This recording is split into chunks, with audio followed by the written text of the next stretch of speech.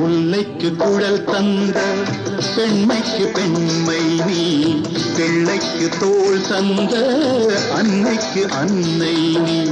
முல்லைக்கு குழல் தந்த பெண்மைக்கு பெண்மை நீ, பிள்ளைக்கு தோள் தந்த அன்னைக்கு அன்னை நீ.